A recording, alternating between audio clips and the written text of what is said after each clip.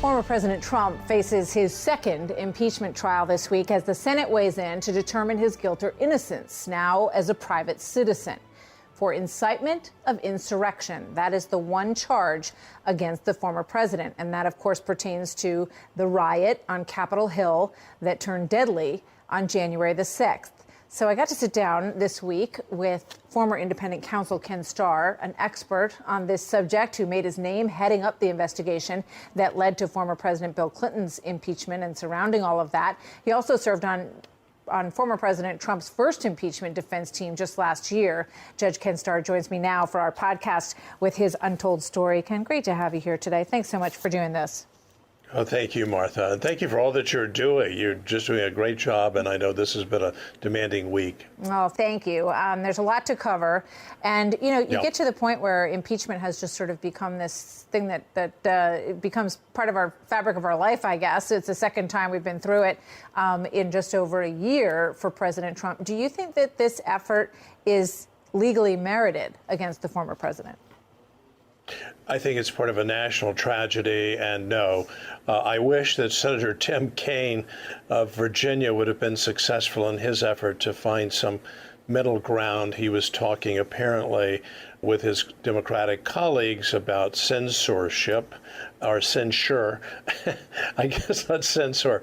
And no, the impeachment is unconstitutional. And I realize many people, many thoughtful people are of a different view, but here's my view. This is simply not authorized by the Constitution.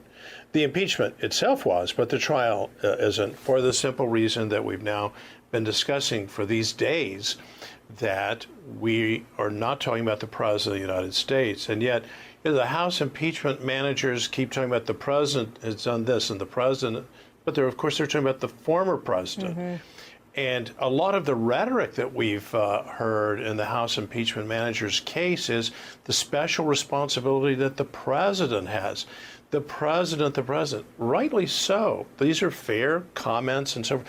Where's the Chief Justice of the United States? He's over across the street. It's just one of the indicators that they should have brought this impeachment article promptly over from the House of Representatives to the Senate, started the trial immediately. They could have done that, and then the Chief Justice of the United States would be in the chair, and there would be no question. But now we have 44 Republicans having voted earlier this week, right, that this whole thing is unconstitutional. Now think of that. You would think you could at least get a supermajority to say what we're doing here is contemplated with the Constitution. That is so fundamental. My dear friends, what we're doing is unconstitutional, and 56 senators, right, say, we don't care that you think it's unconstitutional. We're not going to even try to avoid the constitutional issue. Let me ask you, you raise a number of really interesting issues. Let me start with John Roberts, with the Chief Justice. So you're basically saying that because there was a delay in bringing over the articles of impeachment from the House to the Senate, that gave him a window to recuse himself or to say that he would not preside over this process. Is it constitutional that he made that choice not to preside? And if it was essentially the Chief Justice of the United States Supreme Court's assessment that this was an unconstitutional process, how does it even get to proceed? Right, exactly. I think these are fair points. Now, the short answer is, well, Donald Trump is no longer the president, even though all the evidence goes to what he did or did not do, what he incited or did not incite when he was the president of the United States. He's being tried in the United States Senate for actions taken as the president of the United States. Where's the Chief Justice? And you're right, Martha.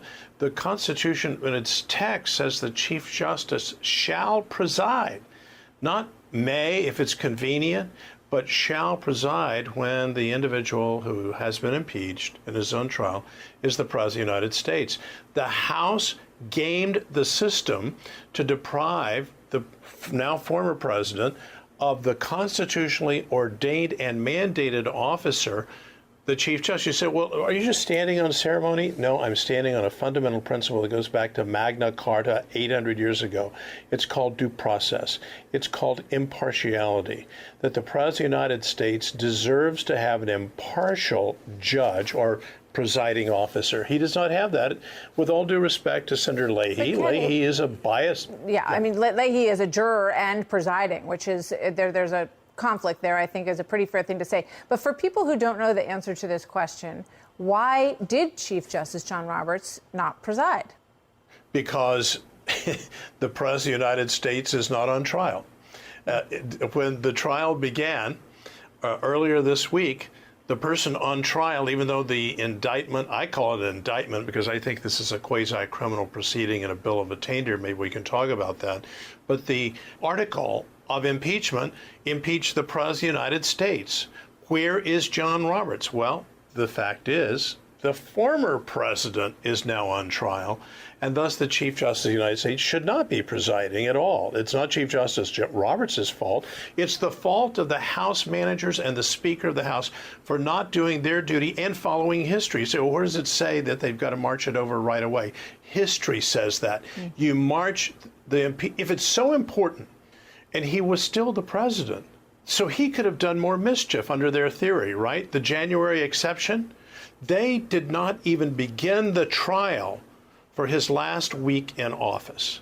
Where is their concern about the January exception? They were sitting on, I've said it already, the whole thing is incoherent and unconstitutional. Now, that having been said, they're doing a great job. They're putting on a fantastic show. This is slick. Well, you mentioned the January exception, which is what Representative Raskin has said. You can't be president of the United States and commit what he sees as an impeachable act. And other people that I know you respect also say that it was an impeachable act. Just because it's the final days of your presidency doesn't mean that you won't be held accountable for your actions as president. Even Liz Cheney said it was the greatest betrayal of the oath of office in United States history. So how do you adequately hold a president accountable if the action that they're being questioned on happens in those final days of the presidency? You can still you could at least begin the trial, and then you would have a very interesting situation, right? You march they have the impeachment document. They can march it over, and the Chief Justice would then be sworn in to preside. The trial is underway. You could then have an agreement by the parties. Okay, we've had to get this over. The Chief Justice is presiding. The president's term is expiring in 7 days, however many days that is. So we're going to have just an opening statement here. Do you see? You have a negotiated trial at that stage, but at least the Chief Justice of the United States is the presiding officer. They gamed it. I tell you, there's no way around that. I don't hear anyone talking about it, Martha. The House gamed it so as to deprive the president of what? The support of the White House counsel's office for that week. He's a private citizen, right? But he was indicted as president. He was not indicted for a business deal. I keep saying indicted, forgive me, but you know what I'm saying. He was impeached. He was charged for his actions as president by Congress, and they have the authority to impeach, the sole authority to go through the impeachment process with the charges being brought in the House and then the trial actually happening in the Senate, which we've been watching play out this week. Just in terms of their argument, Raskin, his argument and the other impeachment managers really took a deliberative process at going back and saying, no, it's not enough to just sort of say, and they haven't even brought up this phrase, which I think is something that needs to be brought into the mix. But the president at one point asked everyone to go peaceably and patriotically over to the Capitol. They seem to be assiduously ignoring that one phrase. And I think it would probably strengthen their argument if they included it.